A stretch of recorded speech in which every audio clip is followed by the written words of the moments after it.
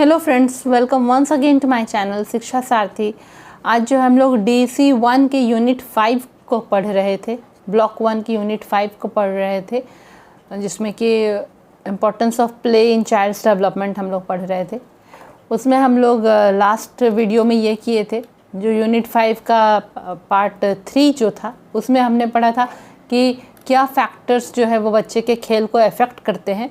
उसका हम लोगों ने एक टॉपिक पढ़ा था कि उम्र जो है, बच्चे की एज जो है वो खेल पे असर डालती है, उसके कारण खेल अलग अलग तरीके के होते हैं।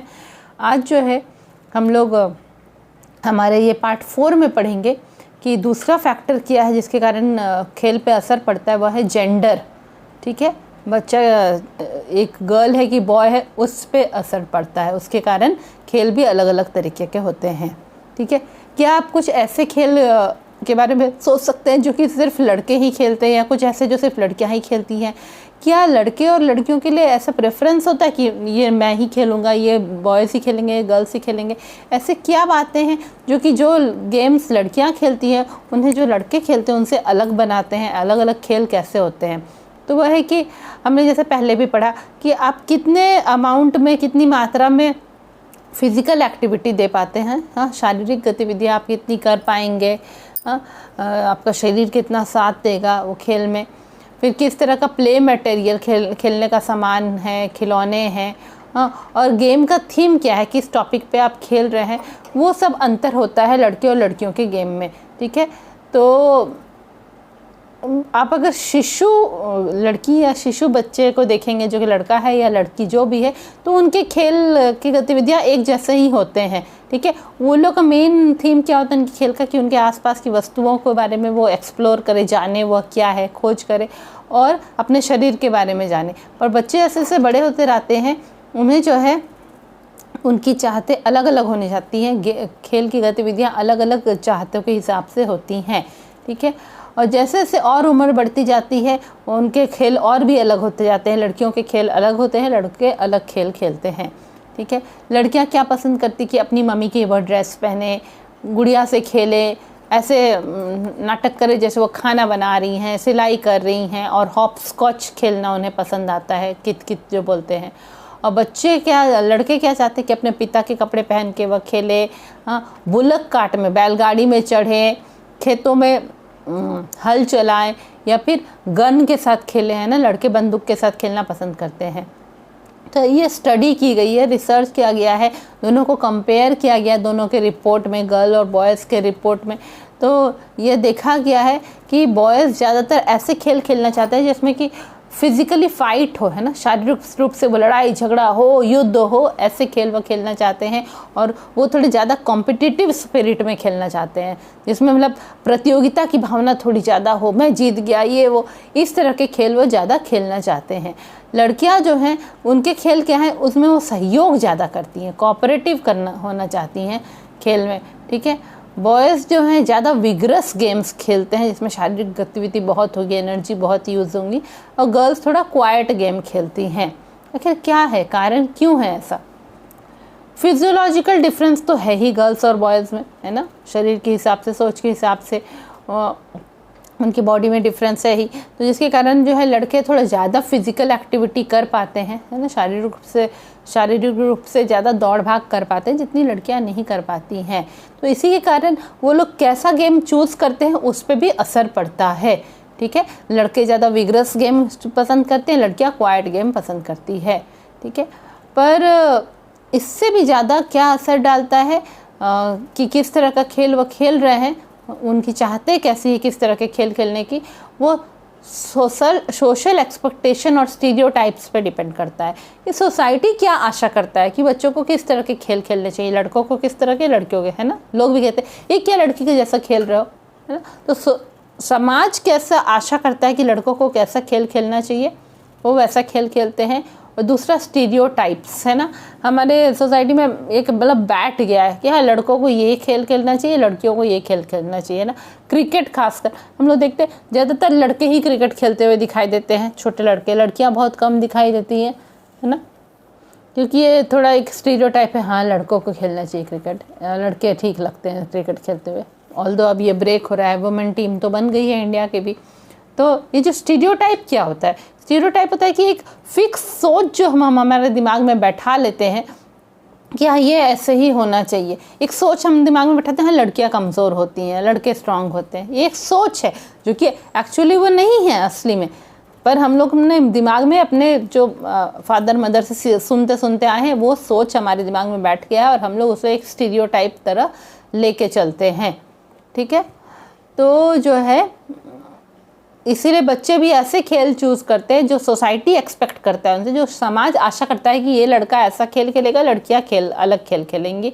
और साथ ही साथ जो दिमाग में एक फिक्स नोशन बैठा हुआ है, एक फिक्स सोच बैठी हुई, उस हिसाब से वो खेल चूज़ करते हैं। ठीक है, यानी बच्चे का जो जेंडर है, ठीक है, बच्चे का जो लिंग है वो इन्फ्लुएंस करता है कि उसके कारण जो है उनसे आशाएं अलग अलग लोग रखते हैं और इस तरह उनके खेल चूज़ करना भी उनका अलग अलग होता है। वो अलग अलग तरह के खेल चूज़ करते हैं। देखिए, एक हम लोग उदाहरण बोलते हैं, आपने देखा होगा कि एक लड़का जो है पेड़ पे आसानी से चढ़ जाता है पर एक लड़की नहीं उतने आसानी से चढ़ पाती है।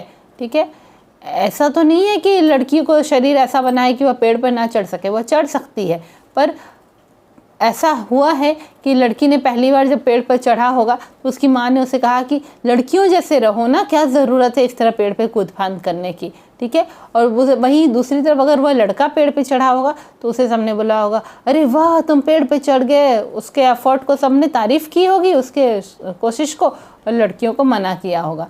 तो इस तरह जो है लड़के को जब उत्साह मिला, उसे उसकी तारीफ़ मिली तो वह ज़्यादा आसानी से पेड़ पर चढ़ जा रहा है और लड़कियाँ नहीं चढ़ पा रही हैं। ठीक है, हर दिन प्रतिदिन के गतिविधियों में हम लोग देखेंगे कि लड़कियां जो हैं उनको क्या बोला जाता है, अपने छोटे भाई बहन की देखभाल करो, घर के कामों में मदद करो। ठीक है, तो इसीलिए ऐसे छोटे से वो सुनती आ रही, इसलिए वो ऐसे ही गेम चूज़ करती हैं जो ऐसे ही हालात में रहते हैं, घर घर खेलती हैं, गुड़ियों से खेलती हैं। ठीक है, और लड़कों को छोटे से क्या बोला जाता है, अपने पिता को मदद करो खेतों में, बाहर के काम करो, जाओ दुकान से ये खरीद के लाओ, वो खरीद के लाओ। ठीक है, तो वो लोग भी जो खेल खेलते हैं उसमें वैसे ही हालात वो भी उत्पन्न करके खेलते हैं। ठीक है, वैसे ही हालात बनाते हैं। तो आज के समय में जो है स्पेशली अर्बन एरियाज में, शहरी जगहों पे आप देखेंगे कि लड़कियां किस तरह के खेल खेल रही हैं। वो बन रही हैं, या तो मैं डॉक्टर बनूंगी या पुलिस वुमेन बनूंगी, है ना, एक महिला पुलिस अधिकारी बन के वह खेलती हैं। ठीक है, क्योंकि वो देख रही हैं कि ज़्यादातर स्त्रियाँ इन सारे प्रोफेशन में, इन सारे कामों में लगी हुई हैं, इसीलिए लड़कियां भी वही वैसे ही बन के खेलती हैं शहरी एरिया में। ठीक है, तो एक तरह से हम ये भी कह सकते हैं पेरेंट्स के कारण, माता पिता के कारण ही बच्चों को जो माता पिता कहते हैं बचपन से, उसके कारण बच्चों के खेल चूज़ करने के तरीके अलग अलग है। बॉयज़ अलग तरह के खेल चूज़ करते हैं, लड़कियां अलग। इसी तरह बचपन से माता पिता जिस तरह के खिलौने भी ला के देते हैं उसके कारण भी उनकी खेल चूज़ करने के तरीके अलग अलग हो जाते हैं। लड़कियों को वो गुड़िया ला के देते हैं, छोटे बर्तन ला के देते हैं और लड़कियां उनसे खेलती हैं। लड़कों को क्या ला के देते हैं, गन ला के देते हैं, कार्ड्स ला के देते हैं, वो उससे खेलते हैं। हरी जो है 4 साल का लड़का है, जब उसे बोला गया कि जाओ अपनी बहन के साथ गुड़िया के साथ खेलो तो उसने मना किया और क्या कहा, मुझे लड़कियों का खेल पसंद नहीं आता है।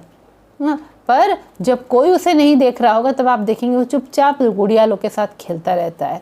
ठीक है, यानी कि उसको पसंद आता है गुड़िया से खेलना, पर चूँकि समाज उससे आशा करता है कि नहीं वो एक लड़का है तो लड़कियों का खेल उसे नहीं खेलना है, इसलिए वो सबके सामने मना कर देता है। ठीक है,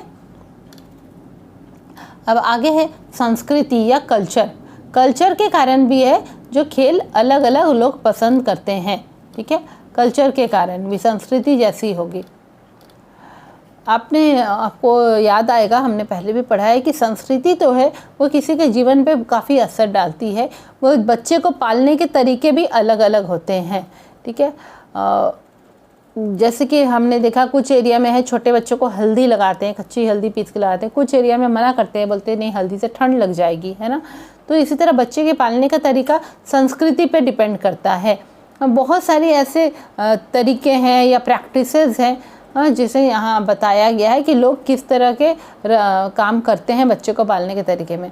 बहुत सारे हमारे देश में बहुत सारी ऐसी जगह हैं जहाँ पे कि छोटे बच्चे की मालिश हर रोज़ की जाती है, 3 या 4 बार मालिश की जाती है, जिससे बच्चे को बहुत खुशी भी मिलती है ना। ये प्रैक्टिस ऑलमोस्ट हर जगह सब लोग कर रहे हैं, इंडिया के मैक्सिमम जगह पे। जब ये एक्टिविटी माता करती है, बच्चे को अच्छे से मालिश करती है तेल से, तो माता उसमें गाना गा गा के बच्चे को सुनाती है या उससे बातें करती हैं, उसके साथ खेलती हैं। ठीक है, तो हमारे देश में जो है ऐसे माता और शिशु के खेल बहुत सारे हैं, माता जो शिशु के साथ खेलती है। ठीक है, तो जो शिशु खेल रहा है इस संदर्भ में अपनी माता के साथ, वो दूसरे कल्चर में अलग तरीके से खेल रहा होगा, है ना। वहाँ पे माता शायद अलग तरीके से खेल रही होगी, इंडिया में अलग तरीके से खेल रही है। ठीक है, या दूसरी इंडिया में ही दूसरी संस्कृति में अलग तरीके से खेल रही होंगी। तो जैसे जैसे बच्चे बड़े होते रह जाते हैं, वो लोग जो खेल खेलते हैं वो क्या दिखाता है, वो क्या चीज़ का प्रतिबिंब है कि उनसे क्या आशा कर रहे हैं हम लोग कि बड़े होके वो जब बड़े हो जाएंगे, एडल्ट हो जाएंगे, तो वो क्या रोल प्ले करेंगे। जैसे एक लड़की है तो आशा करे बड़े होके ये एक माता बनेगी, तो वो लड़की भी खेलते समय क्या होती है, अपनी मम्मी बनती है ना। तो बच्चों से जैसा रोल हम लोग आशा करते हैं कि बड़े होके यह करेंगे, वैसी तरह के खेल वो खेलते हैं। ठीक है, और वह रोल हम लोग कैसे आशा करते हैं, संस्कृति के हिसाब से होता है। ठीक है, बच्चे का जो भी थीम होगा, टॉपिक होगा जिस पे वो खेल रहे हैं, उसमें ज़्यादातर वो क्या इंक्लूड करते हैं, जो परंपरागत त्यौहार हैं उनके, है ना। हर संस्कृति में अपने अपने परंपरागत त्यौहार होते हैं ना, तो जो ट्रेडिशनल त्यौहार हैं उनके और जो रीति रिवाज हैं उनको, उन सबको भी वो मिला के खेल में खेलते हैं। तो ये डिपेंड करता है अलग अलग समाज पे, या अलग अलग संस्कृति में अलग अलग तरह के रीति रिवाज है, बच्चे अलग अलग तरीके से खेलते हैं। सारी रीति रिवाज, सारी संस्कृतियों में खिलौनों का बड़ा महत्व है, खिलौने बड़े बच्चे खेलते हैं। ठीक है, जब जो है सिंधु घाटी सभ्यता की जब खुदाई हुई थी, तो उस समय भी हमें खिलौने मिले, मिट्टी के खिलौने मिले ज़मीन के नीचे से, जिससे यह पता चलता है कि उस वक्त भी जब सभ्यता शुरुआत हुई थी, उसमें भी बच्चे खिलौने से खेलते थे। हमारे कंट्री में जब हमारे देश में स्टडी की गई, तो हमने देखा कि जो भी खिलौने मिलते हैं बच्चों को खेलने के लिए, वो एक एरिया से दूसरे एरिया से अलग अलग होते हैं, रीजन टू रीजन, है ना। एक प्रदेश से दूसरे प्रदेश में अलग अलग तरह के खिलौने होते हैं। ठीक है, जैसे उड़ीसा आप जाएंगे तो वहाँ बहुत सुंदर सुंदर मुखौटे मिलते हैं, मास्क मिलते हैं खेलने के लिए। ठीक है, वही आप कर्नाटका में चन्नापटना जाएंगे या आंध्र प्रदेश में कोंडापल्ली जाएंगे तो आप देखेंगे वहाँ लकड़ियों के खिलौने बहुत मिलते हैं। ठीक है, तमिलनाडु और महाराष्ट्र में आप जाएंगे तो वहाँ आप देखेंगे जो लोक पुराने मतलब फोक टॉयज़ जो होते हैं, है ना, जो लोक संस्कृति के जो खिलौने हैं उस तरह के मिलेंगे, है ना। वहाँ के जो पुराने, जैसे पुराने समय में वहाँ पे लोग जिस तरह के कपड़े पहनते थे, उस तरह के कपड़े पहने हुए खिलौने ज़्यादा मिलेंगे। ठीक है, और साथ ही साथ अभी का जो नया तरीके का खिलौना प्रोड्यूस हो रहा है, फैक्ट्री में बन रहा है, वो भी इसके साइड में मिलता रहता है ना। प्लास्टिक के खिलौने और नए नए खिलौने भी मिलते रहते हैं तमिलनाडु महाराष्ट्र में। वही आप जाएंगे मणिपुर और त्रिपुरा में तो आप देखेंगे वहाँ कमर्शियल टॉयज़ नहीं है, फैक्ट्री में बने हुए जो ये सब होते हैं प्लास्टिक, लोहे, ये सब के खिलौने वहाँ नहीं दिखाई देंगे आपको। ठीक है, वहाँ पे बच्चे, वहाँ जो माता पिता हैं वो खुद ही बच्चों के लिए खिलौने घर पे बनाते हैं। ठीक है, तो इसी तरह जो है हमारे देश के बहुत सारे पार्ट्स में क्या होता है कि त्योहारों जब सेलिब्रेट करते हैं त्यौहार, तो ऐसा टाइम होता है त्यौहार जब सेलिब्रेट करते हैं कि फोक टॉयज़ उस समय मिलता है, माने लोक कला से के हिसाब से बने हुए खिलौने मिलते हैं। जैसे दिवाली के समय आपने देखे होंगे मिट्टी के घोड़े मिलते हैं, हाथी मिलते हैं, मिट्टी के छोटे छोटे बर्तन मिलते हैं, है ना, और मिट्टी की और भी एक औरत दिया उठा के सिर पे लेके जा रही है, दिया बरनी जिसे बोलते हैं, इस तरह की चीज़ें बहुत सारी मिलती हैं। यानी जब त्यौहार आते हैं तो लोक कला से प्रेरित होकर जो खिलौने होते हैं वो ज़्यादा मिलते हैं। वैसे खिलौने क्या होते हैं, वो एजुकेशनल वैल्यू देते हैं, वह बच्चे को सिखाते हैं कि हमारी परंपरा कैसी है, हमारे रीति रिवाज कैसे हैं। और इसी तरह जो कमर्शियली प्रोड्यूस टॉयज़ है, जो फैक्ट्री में बने हुए खिलौने आजकल जो आ रहे हैं, चाहे वो लूडो कहे कि गन कहे कि डॉल्स कहे कि कुछ भी नए नए गेम्स जो भी आ रहे हैं वो भी कुछ कुछ सिखाते हैं।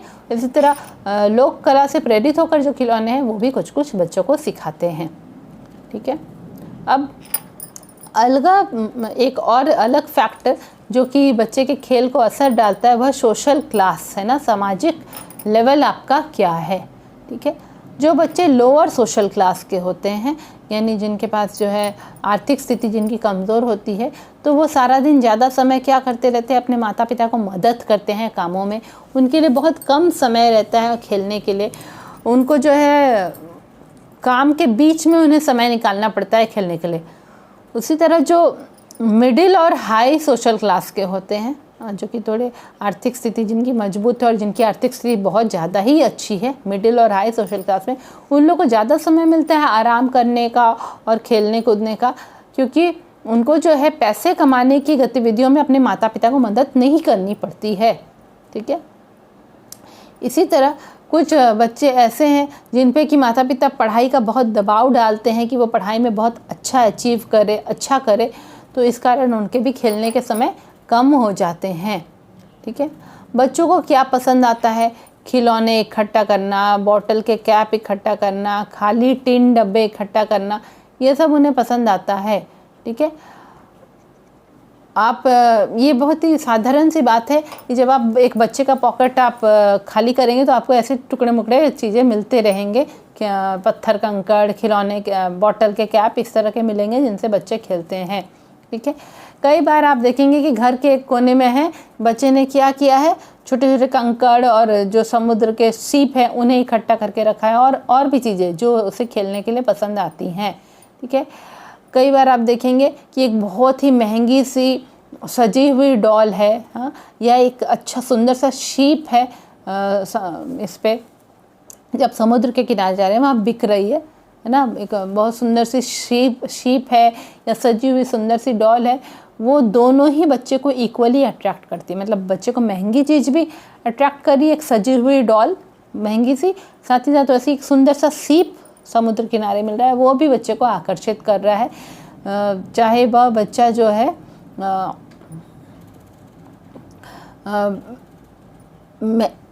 पैसे वाला हो या गरीब हो, हाँ, वो दोनों को। मतलब कि बच्चे का ऐसा नहीं है कि वो सोच पाए कि मेरी आर्थिक स्थिति ऐसी है कि मुझे कम सस्ते खिलौने ही पसंद आने चाहिए, ऐसा आप कुछ नहीं कह सकते। बच्चा चाहे गरीब हो या अमीर घर का हो, उसे सब तरह के खिलौने पसंद आते हैं। ठीक है, तो जो है ये जो सोशल क्लास है, सामाजिक लेवल जो है हम लोग के सोसाइटी में, जो कि हमारे आर्थिक स्थिति के कारण है, पैसे के कारण है, उसके कारण जो है कैसे खिलौने बच्चों को मिलते हैं उसमें अंतर करते हैं। हाँ, जो ज़्यादा हाई क्लास वाले होते हैं, हाई सोशल क्लास वाले होते हैं, वो बच्चों को महंगे खिलौने दे पाते हैं, और जो लो सोशल क्लास वाले होते हैं वो तो शायद खिलौने भी बहुत सस्ते वाले दे पाते हैं। ठीक है, बच्चे जो उस परिवार के हैं जिनमें पैसे की कुछ कमी नहीं है, तो उनको मार्केट में जितने भी खिलौने हैं सभी उनको करीब करीब मिल जाते हैं।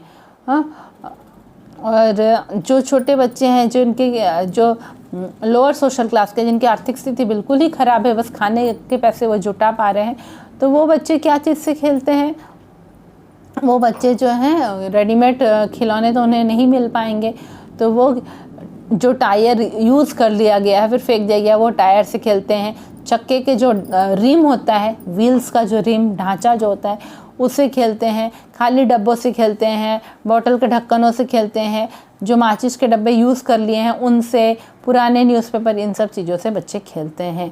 ठीक है, तो जब बच्चों को ऐसा सिचुएशन मिलता है कि उनके पास खिलौने नहीं हैं और इस तरह पुरानी चीज़ें मिल रही जिनसे वह खेल सके, तो उसमें बच्चों में रचनात्मक क्रिएटिविटी बढ़ती है, वो नई चीज़ों की रचनाएं ज़्यादा कर पाते हैं। ठीक है, वो सोचते हैं कि हम इस चीज़ से क्या बना पाएंगे, ऐसा खिलौना जिससे हम खेल सके, है ना, तो उनकी क्रिएटिविटी बच्चे की बढ़ जाती है। ठीक है, सोशल क्लास जो होता है, आर्थिक स्थिति जो होगी, उससे यह भी डिटरमाइन करता है कि बच्चे को कितनी जगह मिल रही है खेलने के लिए। जो बच्चे बड़े बड़े घरों में रहते हैं, उनके बड़े बड़े गार्डन होते हैं, वो उनको काफ़ी जगह मिलती है खेलने के लिए। दूसरे बच्चे जो कि एक ही रूम के घर में रहते हैं, उनको कोई भी जगह नहीं मिलती है, बहुत मुश्किल से वह या तो गलियों में खेलते हैं, हाँ, या फिर रोड पे खेलते हैं या पार्क में जाके खेलते हैं। तो आप याद करेंगे कि हमने पहले भी पढ़ा है कि एक फैमिली जो लोअर सोशल क्लास का है, जिसकी इनकम नहीं है ज़्यादा, उसमें सारे जो बड़े लोग हैं वो इन्वॉल्व रहते हैं पैसे कमाने में, है ना। माँ बाप, जो बड़ी बहन है वो भी किसी के घर जाके काम कर रही है, बर्तन वर्तन धोने का, सब लोग मिले रहते हैं, पैसा कमाने में लगे रहते हैं। तो माता पिता के पास बहुत कम समय होता है कि वो बच्चे के साथ भाग ले किसी खेल में और बच्चे को सिखाए कैसे खेलना है। उस तरह जो मिडिल क्लास और अपर क्लास के लोग होते हैं, जिनकी आर्थिक स्थिति थोड़ी ठीक होती है, वो लोग ज़्यादा समय अपने बच्चों के साथ दे पाते हैं, ठीक है। वो लोग ज़्यादा पढ़े लिखे होते हैं और उन सबको यह एहसास भी होता है, वो जागृत भी होते हैं कि बच्चे के जीवन में खेल कितना ज़रूरी है बच्चे के विकास में। इसीलिए वो ये ध्यान रखते हैं कि बच्चे को काफ़ी अवसर मिले खेलने के लिए।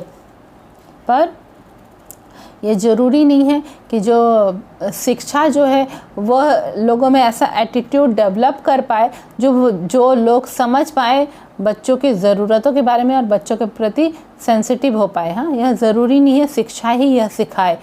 बहुत सारे जो अनएजुकेटेड पेरेंट्स होते हैं, जो मतलब निरक्षर माता पिता होते हैं, जिन्होंने पढ़ाई भी नहीं की है, वो भी अपनी बच्चों की ज़रूरतों के बारे में समझ पाते हैं और उसके प्रति सेंसिटिव हो पाते हैं और बच्चों को खेलने के अवसर भी देते हैं, है ना।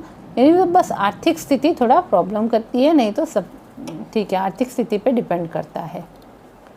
नेक्स्ट जो फैक्टर है जो कि बच्चे के खेल में इफेक्ट डालता है वह है इकोलॉजी एंड सेटिंग। हाँ, आपके आसपास का एनवायरनमेंट कैसा है जिसमें आप रह रहे हैं, आपकी सेटिंग कैसी है।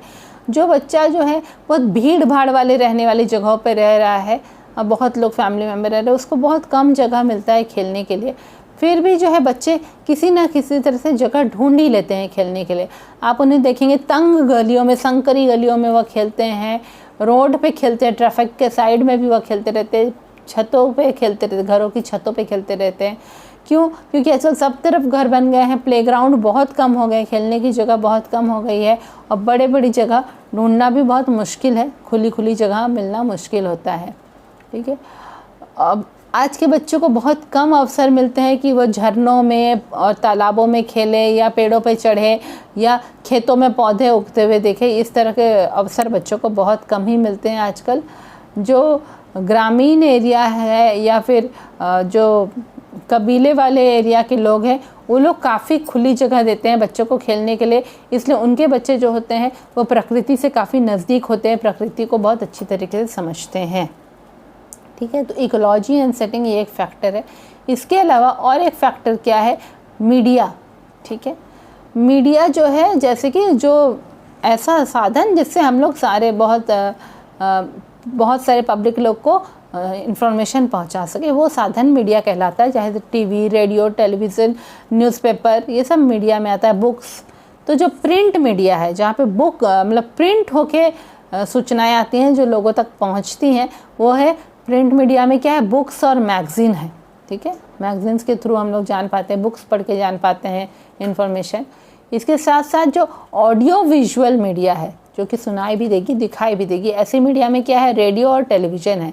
तो ये सारी बच्चों के खेल पे बहुत ही असर डालती है, ठीक है। आपने देखा होगा कि बुक्स और मैगज़ीन में तरह तरह के प्रोग्राम बताए जाते हैं कि बच्चे कैसे खेल सकते हैं। इसी तरह रेडियो और टेलीविज़न में भी बहुत तरह के दिखाए जाते हैं प्रोग्राम बच्चों के खेलने के। हाँ, बच्चा जो है एक कहानी उसने पढ़ी है तो वह चाहता है कि चलो इस कहानी पे मैं एक्टिंग करूँ, वो बड़ा तेज़ी से चाहता है कि हम इस पर एक्टिंग करूँ। उसने एक गाना, कुछ ट्यून सुना है रेडियो पे, तो उसे वह गाना चाहता है, एक तरह का ट्यून उसने सुना है रेडियो पे, और वो बहुत ही खुशी खुशी जो है बच्चा टीवी के प्रोग्राम भी देखता है और उसमें कैरेक्टर को नकल भी उतारता है। जैसे हम लोग देखते थे कि जब महाभारत दिखाता था बच्चे बहुत देखते थे अर्जुन को, फिर कहते थे, फिर खुद भी एक तीर धनुष बनाते थे और कहते थे मैं हूँ धनुर्धारी अर्जुन, ठीक है। तो बच्चे उसको कॉपी करके उसकी नकल भी उतारते हैं। तो इससे हम कह सकते हैं मीडिया जो है, रेडियो, टेलीविज़न, बुक्स, मैगज़ीन, वो भी बच्चे के खेल के कौन सा खेल चूज़ करना है उस पर असर डालता है, ठीक है। मीडिया जो है वो स्टीरियोटाइप को बहुत सपोर्ट करता है सोसाइटी में। सोसाइटी के लोगों में जो एक माइंड में एक धारणा बनी हुई है किसी चीज़ के लेके, उसको मीडिया बहुत सपोर्ट करता है। हाँ, वो भी बच्चों के खेल में दिखाई देता है ठीक है। मीडिया जो है बच्चों का जीवन जो है नज़दीक लाता है, बच्चों के मीडिया जो है बच्चों के नज़दीक किसको लाता है, पूरी दुनिया को बच्चों के ज़्यादा नज़दीक लाता है और उन्हें सूचना देता है। जैसे रेडियो पे बताया जा रहा है कि आज इस देश में क्रिकेट मैच हो रहा है, इतने नंबर रन बने, इतने ये हुए, तो दुनिया के बारे में इंफॉर्मेशन बच्चे को मिल रहा है रेडियो और टेलीविज़न के थ्रू, ठीक है। तो ये जो इतना इन्फॉर्मेशन बच्चों को मीडिया से मिल रहा है, बच्चे देख रहे हैं, क्योंकि आजकल के बच्चे तो मोबाइल ज़्यादा देखते हैं, टीवी, न्यूज़पेपर, ये सब, न्यूज़पेपर तो नहीं, टीवी, मोबाइल, रेडियो, ये सब बच्चे ज़्यादा सुनते हैं, तो उसके कारण बच्चों को बहुत सारा इन्फॉर्मेशन मिल रहा है, ठीक है। और अगर हम, जब बच्चे ये सब सुन रहे हैं, हम उनको गाइड करें एडल्ट्स के जैसे कि आप ऐसे, ये बात का ये मतलब है, आपको ये करना चाहिए, तो जो है तब बच्चे को सही तरीके से सूचना मिलेगी, उस सूचना को वो इस्तेमाल भी कर पाएगा, उसके लिए वो सूचना यूज़फुल होगी।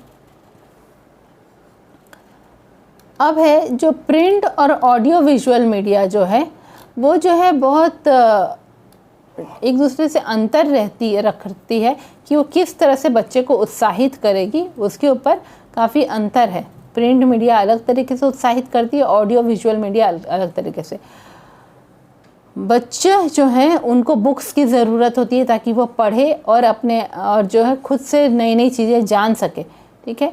तो ये जो प्रोसेस है सीखने का, जिसमें बच्चे एक्टिवली पार्टिसिपेट करते हैं, पूरे एक्टिव रहते हैं, उसके कारण क्या होता है, बच्चों में एक जिज्ञासा की एक स्पिरिट आती है, और इंक्वायरी की स्पिरिट उनमें आ जाती है।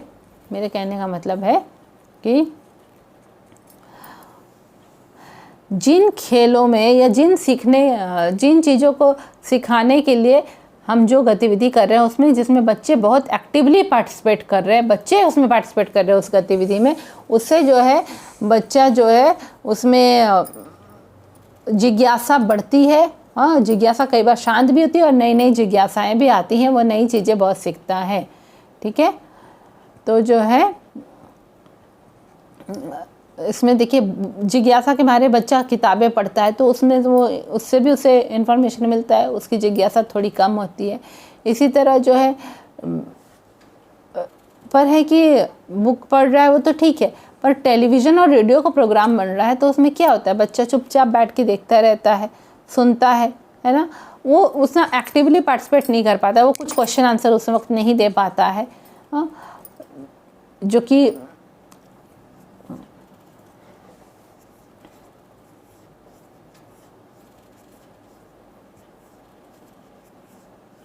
देखिए यहाँ पे ये बता रहा है कि जो प्रिंट मीडिया है, बुक्स और मैगजीन है, जो ऑडियो विजुअल मीडिया है, वो अलग अलग तरीके से उत्साहित करते हैं।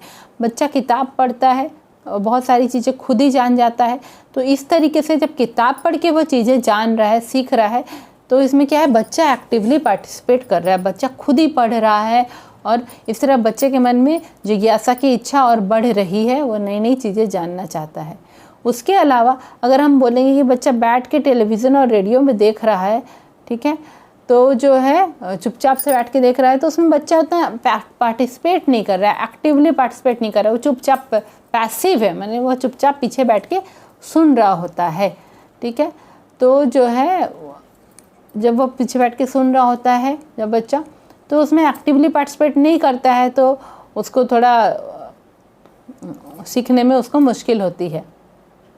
तो जितने भी प्रोग्राम हैं,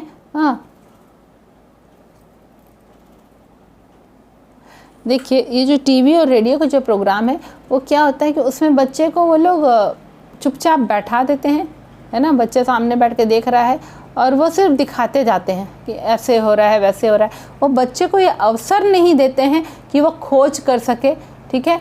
और इसीलिए जो है इस टाइम में जब बच्चा टीवी और रेडियो का प्रोग्राम देख रहा है, चूँकि बच्चा कुछ नहीं एक्टिविटी पार्टिसिपेट कर रहा है, उसको खोज करने के अवसर, एक्सप्लोर करने के अवसर नहीं मिल रहा है, तो इस समय जो है बड़ों का गाइडेंस उसके लिए ज़रूरी है ना, एडल्ट्स का गाइडेंस उसके लिए ज़रूरी है।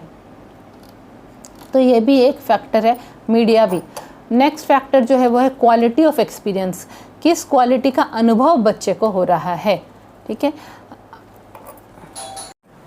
तो ये जो है अनुभव जो है उसका क्या क्वालिटी है वो भी एक फैक्टर है जो कि इफ़ेक्ट करता है बच्चे के खेल में। ठीक है, आपने यह अभी तक हमने पढ़ा कि बच्चे का जो उम्र है, उसका जो लिंग है, सेक्स है, इकोलॉजी, उसके आसपास का जो वातावरण है, संस्कृति है, उसको किस तरह के सामान मिल रहे हैं अपने परिवार की तरफ से खेलने के लिए। साथ ही साथ जो है मीडिया जो है, ठीक है, मीडिया के थ्रू जो भी उसको सूचनाएं मिल रही हैं, ये सब उसके खेल को अफेक्ट करते हैं कि वो किस तरीके का खेल खेलेगा। उस कंटेंट ऑफ प्ले कि कौन उसके खेल में क्या क्या थीम्स रहेंगे, क्या क्या चीज़ें रहेंगी, उसको अफेक्ट करता है। साथ ही साथ समय बच्चे को कितना मिल रहा है और स्पेस कितना मिल रहा है, सामान कितने मिल रहे हैं खेलने के लिए, वो सब भी इफ़ेक्ट डालता है। पर एक मेजर फैक्टर और है जो कि बच्चे के खेल के क्वालिटी को अफेक्ट करता है, वो है कि किस तरह का उसको अनुभव मिल रहा है अपने परिवार में और अपने पड़ोस में। ठीक है, दो उदाहरण इसको बताते हैं। एक परिवार में जो कि लोअर सोशल क्लास का है, जिसकी आर्थिक स्थिति कमज़ोर है, वहाँ माता पिता दोनों सुबह चले जाते हैं काम करने के लिए और पूरी शाम में लौटते हैं। हर दिन सुबह जाने से पहले माता जो है जो अपने शिशु को पूरा मसाज करके तेल लगा के अच्छे से मालिश करके जाती है। उस समय वो बच्चे से बातें करती हैं, उसके साथ खेलती हैं। फिर माता जो है अपने बच्चे को अपने साथ ही ले जाती है अपने काम वाली जगह पे। शाम में जब माता पिता दोनों लौटते हैं, फिर जो है पिता बच्चे के साथ खेलता है और माता खाना बनाती है। ये पहला सिचुएशन है। दूसरा सिचुएशन क्या है कि एक एजुकेटेड मदर है, शिक्षित माता है, एक बहुत ही पैसे वाले धनी परिवार में है, वह बच्चे को झूले पे छोड़ देती है ज़्यादातर दिन और उसके आसपास खिलौने रख देती है। ठीक है, और वो अपने काम में बिज़ी रहती है। हाँ, ज़्यादातर जो है वह कब बच्चे के साथ रहती है, जब उसे थोड़ा वो शारीरिक देखभाल करती है और वो बच्चे से बहुत कम ही बातें करती है, इंटरेक्ट नहीं करती है। ठीक है, तो क्या होगा कि ऐसे में यह ज़्यादा चांसेस है कि जो पहले हालात में जो शिशु है, ठीक है, वो उसका बचपन ज़्यादा बेहतर होगा और दूसरे हालात वाले शिशु का बचपन इतना बेहतर नहीं होगा। ठीक है, जो पहले हालात वाला जो शिशु है उसे ज़्यादा अवसर मिल रहे हैं सीखने के और उसके भीतर एक सुरक्षा की भावना आएगी कि कोई उसकी देखभाल कर रहा है। वहीं दूसरे हालात वाले शिशु को अवसर भी नहीं मिल रहे हैं और ना ही उसमें सुरक्षा की भावना आएगी। ठीक है, तो जो है माता पिता और जो देखभाल करने वाले हैं उन सबको जागृत होना चाहिए, उन सबको पता होना चाहिए कि बच्चे के साथ जो खेलने की गतिविधियां हम करते हैं उसका क्या महत्व है। बच्चों को उनको ऐसा वातावरण देना चाहिए जिसमें बच्चे खेल सके, चाहे वो कैसा भी उनका इकोनॉमिक स्टेटस हो, कितने भी पैसे वाले हों, कैसे भी उन्होंने शिक्षा ली हो या कैसे भी भीड़ भाड़ वाले जगह में रह रहे हो या बड़ी जगह पे रह रहे हो, उनको बच्चों को खेलने के अवसर देने ही चाहिए। ठीक है, तो ये हमने इस चैप्टर में पूरा ये सब पढ़ लिया कि बच्चे किस तरीके से खेलते हैं, उन पे उनके खेल पे क्या क्या चीज़ का असर पड़ता है। तो आज हम लोग का ये यूनिट 5 कंप्लीट हो गया है। यूनिट 5 तो कंप्लीट हुआ ही, साथ ही हम लोग का जो है ब्लॉक 1 DEC 1 का कंप्लीट हो गया है। जल्दी हो सकता है हम लोग DEC 2 के वीडियो में आपसे मिलेंगे। तब तक के लिए थैंक यू।